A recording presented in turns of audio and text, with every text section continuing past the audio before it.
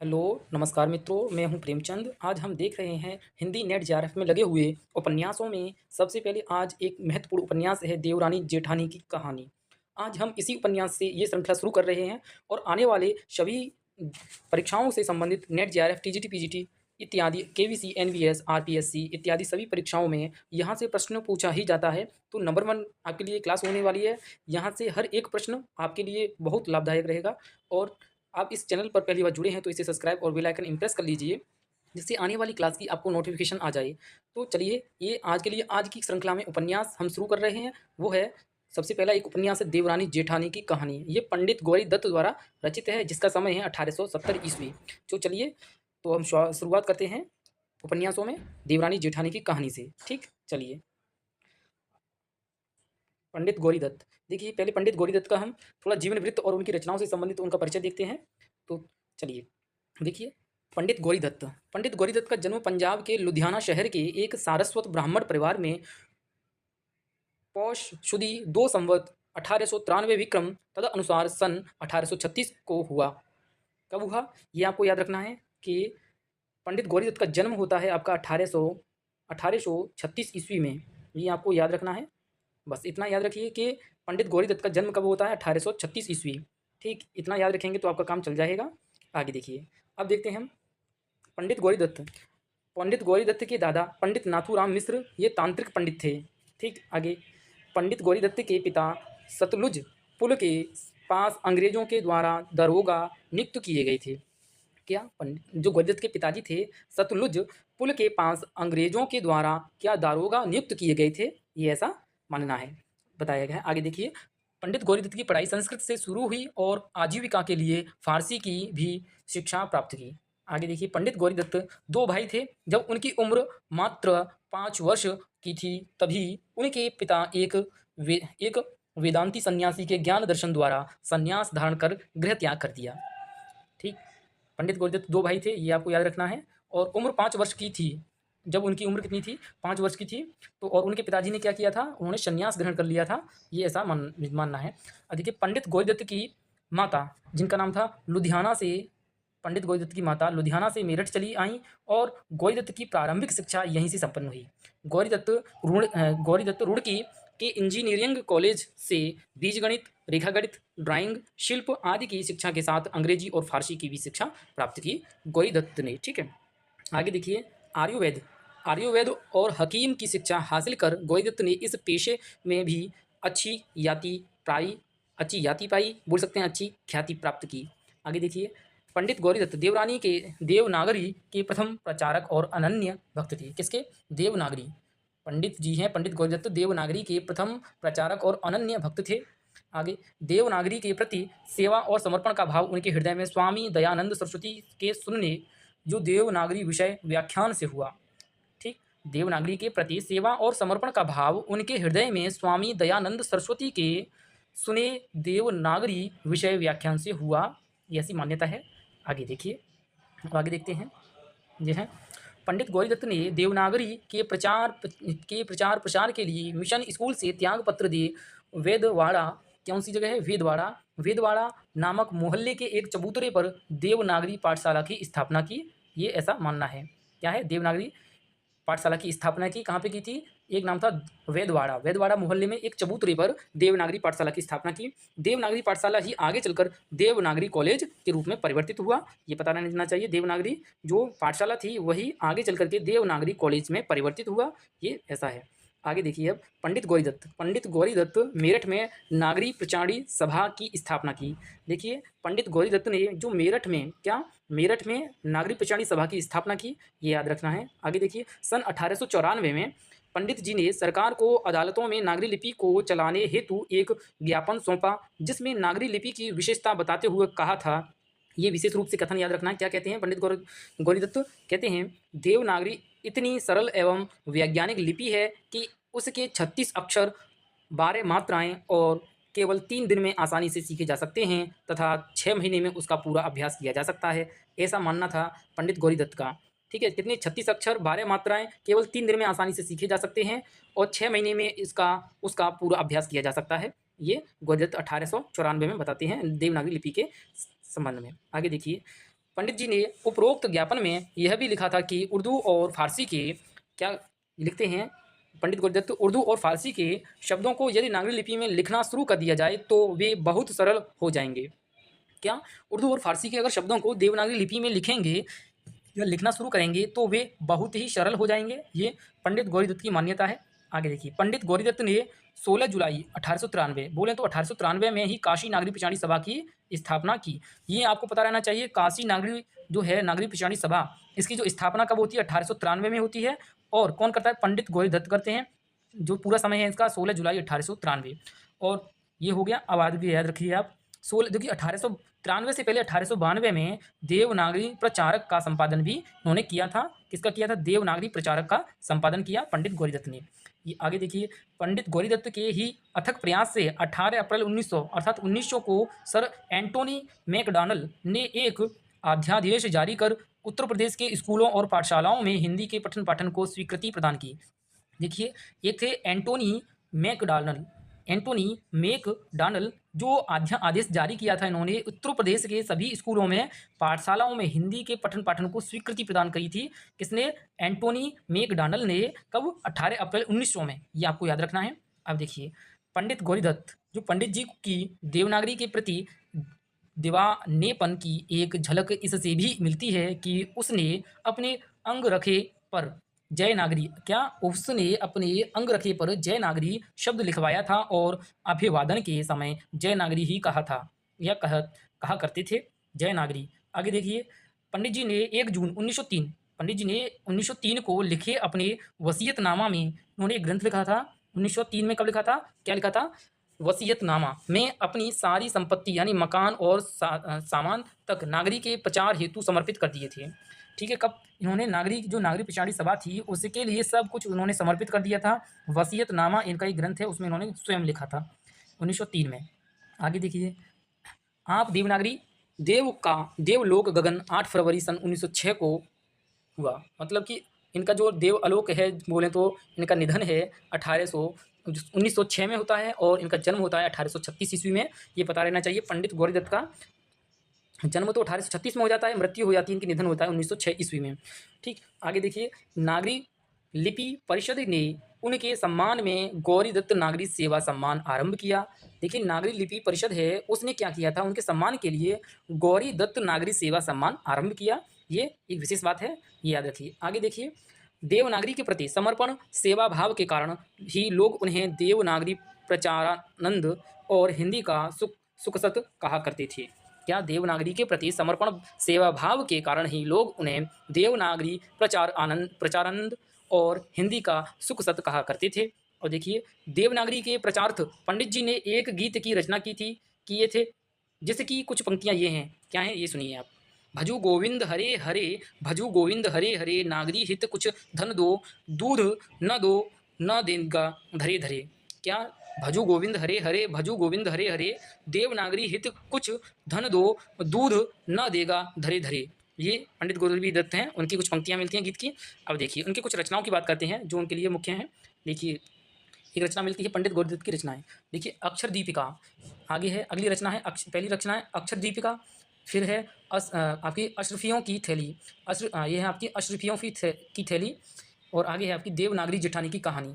जो देवनागरी जी है आपकी देवनागरी जो है आपकी देवरानी जेठानी की कहानी। ये क्या है? आपका उपन्यास है, इसको हमें पढ़ना है। कब लिखा गया था? 1870 में लिखा गया था। ये आपको ध्यान रखना चाहिए, 1870 में देवरानी जेठानी की कहानी।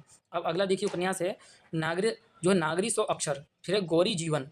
अगला ग्रंथ है इनका सच्चे मोतियों की माला, नागरी के दफ्तर, बाल रक्षा और आपकी सराफी नाटक, गौरी नागरी कोश। इससे कुल मिलाकर के इनकी 10 रचनाएं यहाँ देखने को मिलती हैं। क्या? अक्षर दीपिका, अशरफियों की थैली, देवरानी जेठानी की कहानी, नागरी 100 अक्षर, गौरी जीवन, सच्चे मोतियों की माला, नागरी के दफ्तर, बाल रक्षा, सराफी नाटक, गौरी नागरी कोश। इस तरह से ये रचनाएं मिलती हैं। अब देखिए, अनुदित रचना है इनका एक गिरिजा। क्या है? गिरिजा। गिरिजा ये तरह से उपन्यास है जो 1904 में ये लिखते हैं। ये क्या है? अनुदित उपन्यास है गिरिजा। इन्होंने संपादन किया था, वो किया था देवनागरी गजट, ये पत्र है। एक है नागरी पत्रिका। इन दोनों का इन्होंने संपादन किया। क्या? देवनागरी गजट और नागरी पत्रिका। चलिए, आज की इस श्रृंखला का जो हमारा मूल बिंदु है वो है हमारा उपन्यास देवरानी जेठानी की कहानी। तो देवरानी जेठानी की कहानी है, हम देखते हैं देखिए देवरानी जेठानी की कहानी, ये आपको याद रखना 1870 ईस्वी में लिखा गया है। तो देखिए पंडित गौरीदत्त द्वारा रचित उपन्यास देवरानी जेठानी की कहानी, क्या देवरानी जेठानी की कहानी 1870 ईस्वी में प्रकाशित हुआ। ठीक, आगे देखिए डॉक्टर गोपाल राय, डॉक्टर पुष्पाल सिंह एवं हिंदी उपन्यास कोश के कोशकारों संतोष गोयल, उषा कस्तूरिया और उमेश माथुर ने पंडित गौरीदत्त के उपन्यास देवरानी जेठानी की कहानी को हिंदी का पहला उपन्यास माना है। ये आपको पता रहना चाहिए किस किस ने इसको सहयोग दिया है हिंदी का पहला उपन्यास मानने में। डॉक्टर गोपाल राय, डॉक्टर पुष्पाल सिंह, हिंदी उपन्यास कोश के कोशकारों संतोष गोयल, उषा कस्तूरिया और उमेश माथुर ने, इन सब ने क्या किया है, पंडित गौरीदत्त के देवरानी जेठानी की कहानी इस उपन्यास को पहला उपन्यास माना है। ये देखिए आगे देखिए, आगे बात करते हैं हम। आचार्य रामचंद्र शुक्ल, डॉक्टर नगेंद्र तथा डॉक्टर निर्मला जैन ने श्रीनिवास दास के उपन्यास परीक्षा गुरु, जिसका समय है 1882, को हिंदी का प्रथम उपन्यास माना है। यही क्या सर्वमान्य मत है। आपसे पूछ लिया जाए परीक्षा में कि हिंदी का पहला उपन्यास कौन सा है, तो वो है आपका परीक्षा गुरु। परीक्षा गुरु का समय क्या है, 1882 ईस्वी, ये पता रहना चाहिए। और रामचंद्र शुक्ल ने परीक्षा गुरु को अंग्रेजी ढंग का पहला उपन्यास माना है, जो कि परीक्षा गुरु को रामचंद्र शुक्ल मानते हैं। ये लाला श्रीनिवास दास द्वारा रचित है, ये आपको पता रहना चाहिए। आगे देखिए देवरानी जेठानी की कहानी के मुख्य पात्रों की बात करते हैं। इसमें देखिए मुख्य पात्र में आता है आपका सर्वसुख, जो कि मेरठ अग्रवाल का बनिया है। पात्र देख रहे हैं देवरानी जेठानी की कहानी के पात्र। पहला है सर्वसुख, जो मेरठ का अग्रवाल बनिया है। दूसरा है पार्वती, ये सर्वसुख की बड़ी बेटी है। क्या है, सर्वसुख की बड़ी बेटी है। फिर सुखदेवी, ये छोटी बेटी है। अब यही अगला पात्र है दौलत राम, दौलत राम है सर्वसुख का बड़ा बेटा है और छोटा बेटा है। मुंशी टिकत नारायण, अगला पात्र है मुंशी टिकत नारायण तथा हर सहाय काबुली, शहर के अमीर लोग, जेठानी, ज्ञानो, देवरानी इत्यादि, ये कुछ प्रमुख पात्र हैं, ये आपको याद रखना चाहिए। अब देखिए पंडित गौरीदत्त अपने इस उपन्यास में देवरानी जेठानी की कहानी इसमें भूमिका में बताते हैं, कहते हैं पंडित गौरीदत्त क्या, ये देखिए स्त्रियों को पढ़ाने के लिए जितनी पुस्तकें लिखी गई हैं सब अपने अपने ढंग और रीति से अच्छी हैं, परंतु मैंने इस उपन्यास को नए रंग से लिखा है। मुझको निश्चय है कि दोनों स्त्री पुरुष इसको पढ़कर अति प्रसन्न होंगे और बहुत लाभ उठाएंगे। ये देवरानी जेठानी की कहानी इस उपन्यास की भूमिका में गौरीदत्त जी लिखते हैं। ठीक है, आगे देखिए अगला महत्वपूर्ण बिंदु है देवरानी जेठानी की कहानी उपन्यास प्रथम प्रकाशन कब हुआ था, 1870 ईस्वी में होता है। देवरानी जेठानी की कहानी का प्रकाशन 1870 ईस्वी में मेरठ के जियाई छापेखाने में लिथो पद्धति से हुआ था। देखिए इसका जो सर्वप्रथम प्रकाशन हुआ था मेरठ के जियाई छापेखाने में लिथो पद्धति, कौन सी पद्धति थी, लिथो पद्धति से हुआ था। इसकी प्रति आज भी नेशनल लाइब्रेरी कलकत्ता में सुरक्षित है। अच्छा देखिए गौरी जी हैं, उन्होंने इस उपन्यास को लिखा, ये सर्वप्रथम 1870 ईस्वी में मेरठ के जियाई छापेखाने मतलब लीपो पद्धति में क्या हुआ, वहाँ से प्रकाशित हुआ। और इसकी प्रति है जो लिखा गया था वो प्रति नेशनल लाइब्रेरी कलकत्ता में भी सुरक्षित रखी है। ये आपको पता रहना चाहिए कहाँ रखी है, नेशनल लाइब्रेरी कलकत्ता में। और कहाँ से छपा था, जियाई छापेखाने से 1870 ईस्वी में, ये पता रहना चाहिए। आगे देखिए इस उपन्यास का पुनः प्रकाशन पटना विश्वविद्यालय के प्राध्यापक डॉक्टर गोपाल राय के द्वारा कराया गया।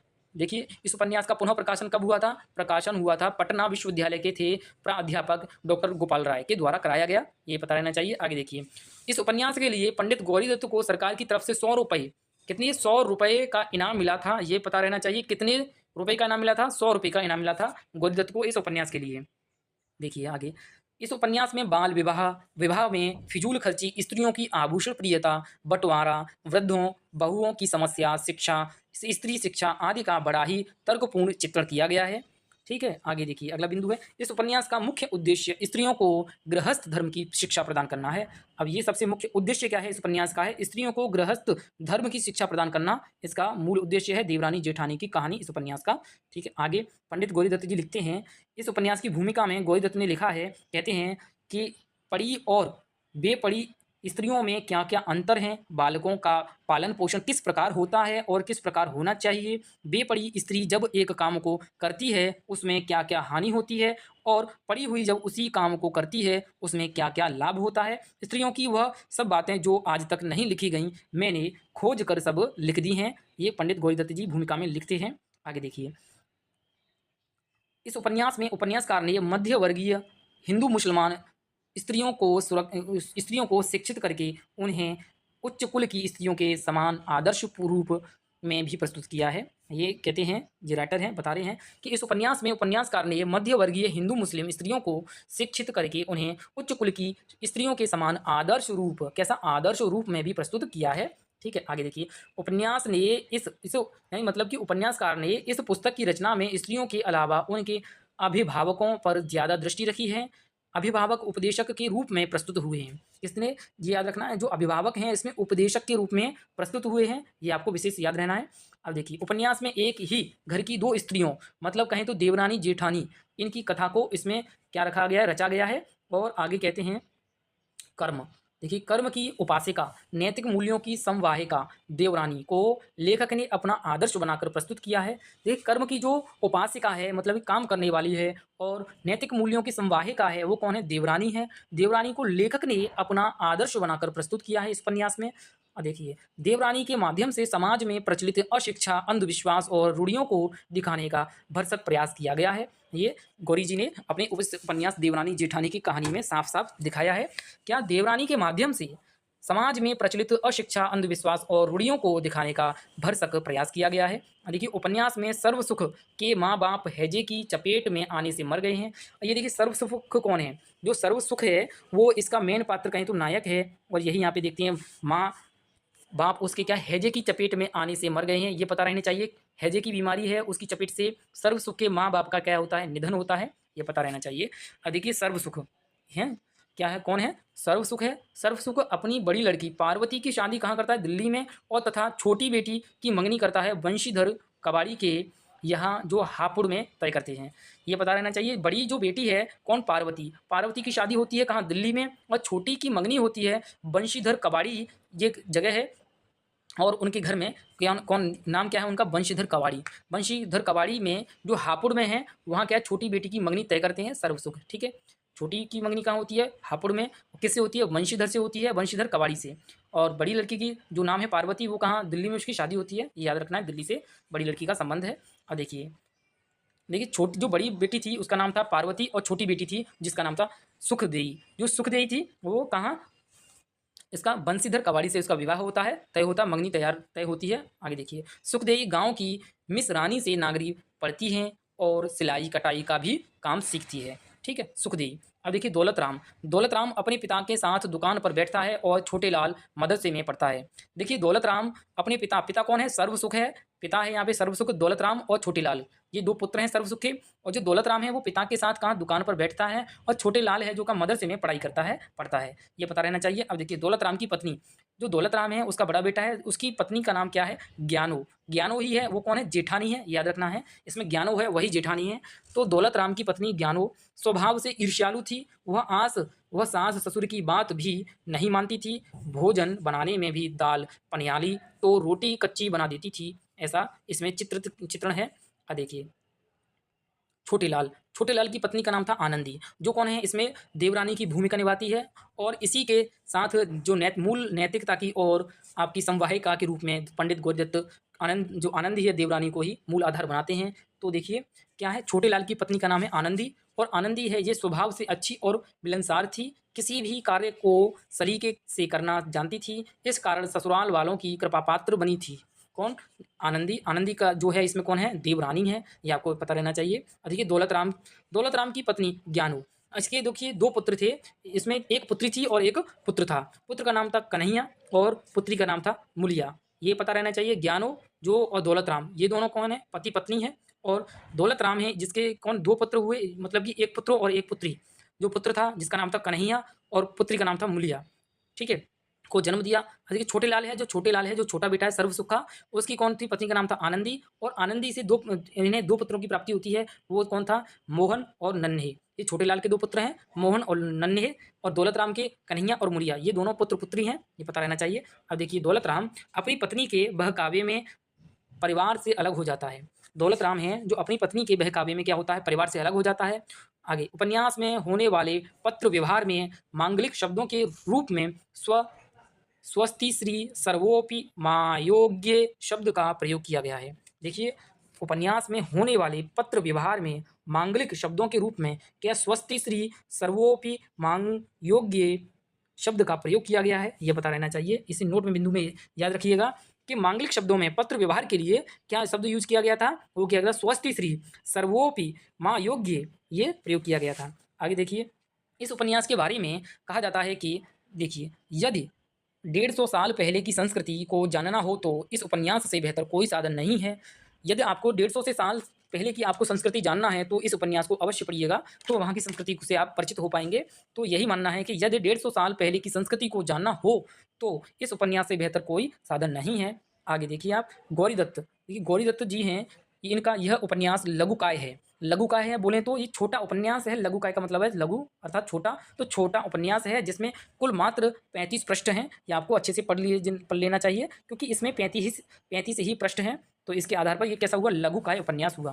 तो इस उपन्यास में यह बताया गया है कि पढ़ी लिखी स्त्री मतलब नारी शिक्षा समाज में अभूतपूर्व परिवर्तन लाती है। अगर स्त्री पढ़ी हुई होगी तो समाज में कैसा अभूतपूर्व बोलें तो परिवर्तन अच्छा ही लाएगी, ऐसा इस उपन्यास के माध्यम से हमें सीखने को मिलता है। अब देखिए, बाल विवाह के दंश को भी बखूबी चित्रित किया गया है। छोटे लाल की बहू कौन, छोटे लाल की बहू कौन है, आनंदी है, और जिसके पुत्र दो कौन है, मोहन है और नन्हे है, दो पुत्र हैं। तो इस तरह से पता रहना चाहिए कि छोटे लाल की बहू के मामा की बेटी का पति कौन, छोटे लाल की बहू के मामा की बेटी का पति पतंग उड़ाने के क्रम में छत पर से गिरकर मर जाता है और उसकी पत्नी मात्र 10 साल में वैधव्य को रोने के लिए मजबूर हो जाती है। देखिए, जो छोटे लाल है, छोटे लाल की बहू के मामा की बेटी का पति, ठीक है, उसकी मामा की बेटी का पति पतंग उड़ाने के क्रम में छत पर से गिरकर मर जाता है और उसकी पत्नी मात्र कितनी 10 वर्ष की 10 साल में वैधव्य को ओढ़ने के लिए मजबूर हो जाती है। वैधव्य बोलें तो विधवा हो जाती है। आगे देखिए, गौरीदत्त बताते हैं, देवरानी को जब दूसरा लड़का होता है तो कौन, देवरानी, देवरानी का दूसरा लड़का, पहला है मोहन, दूसरा है नन्हे। तो नन्हे का जब जन्म होता है, देवरानी को जब दूसरा लड़का होता है तो दूध नहीं उतरने के कारण बच्चे को 5 वर्ष के लिए जाट जटनी की गोद में दे दिया जाता है। देखिए, अब ये पता रहना चाहिए 5 वर्ष के लिए जाट जटनी की गोद में दिया जाता है जब वो देवरानी का दूसरा बेटा होता है, क्योंकि दूध है जो एक स्त्री होती है, जब उसके बच्चा होता है तो उसके स्तन से जब दूध नहीं आता है तो वो इस स्थिति में ये भी दिखाया गया है कि जो देवनागरी है, जो देवरानी है, जो कौन है, आनंदी है, छोटे लाल की बहू है, उसके जब दूसरा पुत्र होता है, लड़का होता है, तो दूध नहीं उतरने के कारण बच्चे को 5 वर्ष के लिए जाट जटनी की गोद में दे दिया जाता है। ये याद रखिए। अब देखिए आगे देखते हैं, मोहन के पहले हुए गहने के लालच में दिवाली के दिन एक जुआरी ने उसे तमाशा दिखाने के बहाने चिम्मन तिवारी के बगीचे में ले जाकर सारा गहना छीन उसे कांटों भरे गड्ढे में ढकेल दिया। तो क्या हुआ, देखो, मोहन है जो छोटे लाल है उसका पुत्र है, उसको क्या किया गया था, मोहन के पहने हुए गहने के लालच में दिवाली के एक दिन, ये याद रखना है, क्या है, दिवाली के एक दिन एक जुआरी ने उसे तमाशा दिखाने के बहाने किसके, चिम्मन तिवारी के बगीचे में, कौन सा था बगीचा, चिम्मन तिवारी के बगीचे में ले जाकर सारा गहना छीन उसे कांटों भरे गड्ढे में ढकेल देता है। ये आपको पता रहना चाहिए। आगे देखिए, उपन्यास में सर्वसुख के जन्म से लेकर मृत्यु तक की कहानी घटित हुई है। इस उपन्यास में सर्वसुख के जन्म से लेकर के मृत्यु तक की कहानी घटित हुई है। सर्वसुख के मरने के 6 महीने बाद उसकी पत्नी की भी मृत्यु हो जाती है। अब देखिए, सर्वसुख है, जो सर्वसुख कौन है, इसका मुख्य पात्र है, उसकी 6 महीने बाद उसकी पत्नी की भी मृत्यु हो जाती है। ये आपको पता रहना चाहिए। और इसमें क्या है, सर्वसुख के जन्म से लेकर मृत्यु तक की इसमें कहानी को घटित किया गया है, इसमें घटित हुई है। अब देखिए, अब देवरानी जेठानी की कहानी, इसके मुख्य पात्रों की बात करते हैं और मुख्य कथनों की बात करेंगे। सबसे पहले देखते हैं इसके मुख्य कथन क्या क्या हैं। देखिए, देवरानी जेठानी की कहानी के महत्वपूर्ण कथन। पहला कथन है, जो तहसीलदार साहब हैं वो कहते हैं, क्या कहते हैं तहसीलदार साहब, तुम्हारा पढ़ना लिखना उसी दिन काम आवेगा जब अपने सास की आज्ञा में रहोगी। सास को माता के समतुल्य जानना, ननद को जेठानी को अपनी बहनों से भी अधिक मानना, यह अच्छे कुल की बेटियों का धर्म है। ये देखिए, तहसीलदार कितनी अच्छी बात कहते हैं कि तुम्हारा पढ़ना लिखना उसी दिन काम आवेगा जब अपने सास की आज्ञा में रहोगी। सास को माता के समतुल्य जानना, ननद को और जेठानी को अपनी बहनों से भी अधिक मानना, यह अच्छे कुल की बेटियों का धर्म है। ये तहसीलदार कहते हैं, तहसीलदार जो साहब हैं देवरानी जेठानी की कहानी में। अब देखिए अगला और कथन मिलता है हमें तहसीलदार साहब का ही। वो कहते हैं क्या, माँ बाप का घर तो थोड़े ही दिन के लिए है, सारी अवस्था ससुराल में ही काटनी है। ये तहसीलदार साहब कहते हैं क्या, माँ बाप का घर तो थोड़े ही दिन के लिए है, सारी अवस्था ससुराल में ही काटनी है। ये भी तहसीलदार कहते हैं। अगला कथन देखिए, सर्व सुख है उसकी पत्नी का। जो सर्व सुख की पत्नी है जिसकी 6 साल के बाद उसकी भी मृत्यु हो जाती है, किसकी, सर्व सुख की पत्नी की। देखिए जब सर्वसुख की पत्नी का कथन है, कहती है, जब अपना ही पैसा खोटा हो तो परखने वाले का क्या दोष है। जग आरसी है जैसा देखेंगे वैसा कहेंगे। क्या, जब अपना ही पैसा खोटा हो तो परखने वाले का क्या कोष है। जग आरसी है जैसा दिखेंगे वैसा कहेंगे। जैसे कि घर में कुछ जो पुत्र होते हैं उनमें से कुछ गड़बड़, मतलब गड़बड़ कहें तो कुछ दुष्कर्म करने वाले भी पुत्र में कोई कोई आ जाता है उनके सामने समाज में। तो वही कहते हैं, सर्वसुख की पत्नी कहती है, जब अपना ही पैसा खोटा हो, मतलब अपना ही पुत्र में कमी हो तो परखने वाले की क्या कोष क्या दोष, उसका वही बात। जग आरसी है जैसा दिखेगा तो वैसा कहेगा। ये सही बात है, ये आपको पता रहना चाहिए। अब देखिए जेठानी है जो ज्ञानू है, तो जो ज्ञानू है, जो जेठानी है, ये पता रहना चाहिए। ये किसकी पत्नी है, दौलत राम है उसकी पत्नी है। दौलत राम ये जो सर्वसुख है उसका बड़ा पुत्र है और छोटे लाल वो छोटा पुत्र है। देखिए जेठानी कहती है, जिसके नसीब खोटे हैं उनके बेटी हो हैं, और जिनके नसीब अच्छे हैं उनके बेटे हो हैं। देखिए कितनी, मतलब कि बाह्य आडंबर वाली मानसिकता के आधार पर ये अपनी जो विचारधारा रखी है इन्होंने, जेठानी और ज्ञानों ने। अभी इतना ये भ्रम में है जो बताती हैं कि जिनके नसीब खोटे हैं उनके बेटी हो हैं, और जिनके नसीब अच्छे हैं उनके बेटे हो हैं।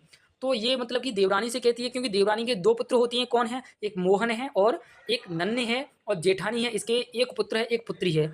एक पुत्र कौन है, वो कन्हैया पुत्र है, और मूलिया है वो जो पुत्री है, ये याद रखना है। ठीक, अब देखते हैं हम देवरानी जेठानी की कहानी में, इसे शॉर्ट में देख लेते हैं। शॉर्ट में यहाँ से प्रश्न आपके लिए बहुत इंपॉर्टेंट रह सकता है। हम शुरू से एक और बार इसका रिवीजन कर लेंगे। देखिए फर्स्ट रिवीजन करेंगे, देवरानी जेठानी की कहानी। ये एक उपन्यास है। कैसा उपन्यास है, लघु काव्य उपन्यास है, ये आपको पता रहना चाहिए। लघु काव्य उपन्यास है, पंडित गौरी दत्त द्वारा ये रचित है। कब, 1870 ईस्वी में लिखा गया। देखिए डॉक्टर गोपाल राय ने इसे हिंदी का प्रथम उपन्यास माना है। ये पता रहना चाहिए, किसने, डॉक्टर गोपाल राय ने देवरानी जेठानी की कहानी, इस उपन्यास को हिंदी का प्रथम उपन्यास माना है। और देखिए पंडित गौरी दत्त को इस उपन्यास का कितना, 100 रुपये का इनाम मिलता है। कितना इनाम मिलता है, 100 रुपये का, श्रीयुत लेफ्टिनेंट गवर्नर बहादुर के द्वारा। कौन, श्रीयुत लेफ्टिनेंट गवर्नर बहादुर के द्वारा इन्हें 100 रुपये का पुरस्कार मिलता है इस उपन्यास पर। देखिए ये लियो प्रेस मेरठ से प्रकाशित हुआ था। ये पता रहना चाहिए, लियो प्रेस मेरठ से प्रकाशित होता है। कितने, 35 पृष्ठ होते हैं इसमें, ये याद रखना है। लियो प्रेस से प्रकाशित होता है, कहाँ, मेरठ से। देखिए पात्र हैं इनके, एक हम पात्रों की भी बात कर लेते हैं फर्स्ट डिवीजन में। देखिए पात्र हैं लाला सर्वसुख। लाला सर्वसुख है, इसके 2 पुत्र हैं और 2 पुत्री हैं। ठीक है, मेरठ का ये अग्रवाल बनिया है, और इसकी बड़ी जो बेटी का नाम है सुखदेई। वो बड़ी बेटी है सुखदेई, छोटी बेटी है इसकी पार्वती, जिसकी शादी होती है दिल्ली में, ये आपको पता रहना चाहिए। और देखिए जो दौलत राम, इनका लाला सर्वसुख का बड़ा बेटा है, और पत्नी है जिसकी दौलत राम की ज्ञानो, जो कौन है, इसमें जेठानी है। देखिए दौलत राम के एक पुत्र और एक पुत्री होती है। पुत्र का नाम है कन्हैया और पुत्री का नाम है मूलिया, ये पता रहना चाहिए। अब देखते हैं हम छोटे लाल। छोटे लाल का है, सर्वसुख का छोटा बेटा है, और रेलवे के दफ्तर में नौकरी करता है। किसमें, रेलवे के दफ्तर में नौकरी करता है। कौन, छोटे लाल। ठीक है, और ये सर्वसुख का छोटा बेटा है, और इसकी पत्नी का नाम है आनंदी। आनंदी कौन है, यहाँ में इस उपन्यास में है देवरानी। पता रहना चाहिए देवरानी कौन है, देवरानी है आनंदी। ठीक है, ये पता रहना चाहिए आपको, देवरानी। अब देखिए नन्हे और मोहन छोटे लाल के पुत्र हैं दोनों। ठीक है, अब देखिए इसमें कुछ हमें पंक्तियां मिलती हैं उपन्यास में, ये हमें पता रहना चाहिए। क्या, दया उनकी मुझ पर अधिक वित्त से, जो मेरी कहानी पढ़े चित्त से, रही भूल जो मुझसे इसमें कही, बना अपनी लेबें पुस्तकें में वहीं, दया से कृपा से क्षमा रीति से, छिपावे मुझे को भूल भले प्रीति से। ये पता रहना चाहिए, इसकी पंक्ति हैं। ये डॉक्टर पंडित गौरी दत्त लिखते हैं अपने उपन्यास के शुरुआत में। दया उनकी मुझ पर अधिक वित्त से, जो मेरी कहानी पढ़ी चित्त से, रही भूल जो मुझसे इसमें कहीं, बना अपनी पुस्तकें में ले में वहीं, दया से कृपा से क्षमा से रीति से, और छिपावे मुझे को भले प्रीति से। ठीक है, ये पंडित गौरी दत्त की पंक्तियां हैं। अब देखते हैं हम इसके कुछ पात्र थे वो हमने देख ही लिए हैं, ये हो गया। और इसके कुछ गौण पात्र भी हैं वो भी देख लेते हैं। देवरानी जेठानी की कहानी एक और बार देख लीजिए। देवरानी जेठानी कहानी मेरठ के अग्रवाल बनिया से प्रकाशित है, जो लियो प्रेस से कहाँ से हुई, प्रकाशित होती है, मेरठ से होता है। 1870 में ये लिखा जाता है पंडित गौरी दत्त द्वारा। इसमें देखो कुछ शहरों का वर्णन आया है, ये आपको पता रहना चाहिए। कौन, मेरठ आता है, दिल्ली है, बुलंदशहर है, हापुड़ है। इन कुछ शहरों का इसमें वर्णन आता है, नाम आता है, ये पता रहना चाहिए। कौन कौन है, मेरठ है, दिल्ली है, बुलंदशहर है, हापुड़ है। ये देवरानी जेठानी की कहानी में कुछ ये आते हैं शहर। अब देखिए इसमें देखिए लाला सर्वसुख है, उसकी मैंने बताया आपको पुत्री है, जो छोटी का नाम है सुखदेही है, बड़ी पुत्री का नाम है पार्वती है। वहाँ पीछे में थोड़ा मिस्टेक हो गया है, ये आप याद रखिए। जो बड़ी पुत्री है जिसका नाम पार्वती है, जिसकी शादी दिल्ली में होती है, और छोटी पुत्री है जिसका नाम है सुखदेही, जो कि छोटे जो सर्वसुख की छोटी पुत्री है। अब देखिए दौलत राम है, ये बड़ा पुत्र है, और छोटे लाल छोटा बेटा है सर्वसुख का। ठीक है, अब देखिए जिसकी पत्नी का नाम है ज्ञानो, दौलत राम की पत्नी का नाम क्या है ज्ञानो, जिसे हम जेठानी कहते हैं, और छोटे लाल की पत्नी का नाम है आनंदी, जिसे हम देवरानी कहते हैं। और देखिए जो ज्ञानो है, ज्ञान के दो पुत्र होते हैं, एक का नाम है, एक पुत्र होता है, एक पुत्री होती है। एक का नाम है, पुत्र का नाम है कन्हैया, और पुत्री का नाम है मुलिया। और आनंदी है, उसके दो पुत्र होते हैं, एक है नन्हे, एक है मोहन। मोहन बड़ा पुत्र है, छोटे छोटा पुत्र है, ये याद रखना है। ठीक है, अब देखिए गौण पात्र आए हैं। गौण पात्र में हम देखेंगे गौण पात्र में कौन कौन आता है, ये आते हैं आपके गौण पात्र में, ये पता रहना चाहिए। ये देखिए गौण पात्र में कौन कौन है। गौण पात्र में है आपका शिवदयाल है, बंशीधर कवाड़ी है, ये याद रखना चाहिए आपको। बंशीधर कवाड़ी से छोटी बेटी है जो सुखदेही है, उसका शादी होता है या मंगनी होती है, ये पता रहना चाहिए। और देखिए ज्ञानचंद है, डूंगर है, तहसीलदार है, राम प्रसाद है, गंगाराम, भगवान देई, और दिल्ला पांडे, मिश्रानी और मुंशी टिकट नारायण। कौन है, मुंशी टिकट नारायण और लाला दीनदयाल। मुंशी टिकट नारायण इंपोर्टेंट पात्र है, बंशीधर कबाड़ी इंपोर्टेंट पात्र है, और राम प्रसाद ये भी इंपोर्टेंट पात्र है। और देखिए लाला बुलाकी दास जो मदरसे में नौकर है। और झल्ला मल्ल है, कृपी है जो एक बालिका विधवा है। कौन है, बालिका विधवा है जो कृपी मल्ली है। और अगला पात्र है आपका ये हर सहायक काबली। जो हर सहायक काबली ये मुख्य पात्र हैं, ये आपको पता रहना चाहिए कौन कौन मुख्य पात्र हैं। देखिए एक तो हर सहाबली जो काबली है, और एक कृपी है, इसको याद रखना है, ये बाल विधवा पात्र है इसमें। और देखिए इसमें वंशीधर कबाड़ी है, जिसे सुखदेही की शादी होती है, मंगनी होती है। और ज्ञानचंद्र डूंगर और तहसीलदार और राम प्रसाद, ये आपको पता ही रहना चाहिए पात्र देवरानी जेठानी के पात्र हैं। और मुंशी टिकट नारायण ये भी पता रहना चाहिए, इसके पंडित गौरीदत्त की कहानी, ये कौन है, देवरानी जेठानी की कहानी, इस उपन्यास के पात्र हैं। देखिए आज के लिए इतना ही काफ़ी है, और ये हुआ आपका उपन्यास खत्म, देवरानी जेठानी की कहानी। आज के लिए धन्यवाद। आप देखेंगे, आपने इस चैनल को पहले सब्सक्राइब नहीं किया है तो मित्रों सब्सक्राइब कर लीजिए और बेल आइकन इंप्रेस कर लीजिए, जिससे आने वाली क्लास की आपके पास नोटिफिकेशन भी आ जाया करिए, और आप उस क्लास का लाभ उठा सकें। तो हमने इस श्रृंखला में हमने सबसे पहले देवरानी जेठानी की कहानी इस उपन्यास को पूरा किया, और आने वाली क्लास के लिए आप कमेंट में अच्छा सा कमेंट बताइए अगला उपन्यास की क्लास किस उपन्यास पर होनी चाहिए। देवरानी जेठानी की कहानी ये उपन्यास आपका आज समाप्त होता है। तो मैं प्रेमचंद, आज इसी क्लास में हम इतना ही देखेंगे। आप इस चैनल को सब्सक्राइब और क्लास को share, like, bell icon impress कर लीजिए, जैसे क्लास की आपके पास आने वाली क्लासों की भी नोटिफिकेशन टाइम से आ जाया करेगी। तो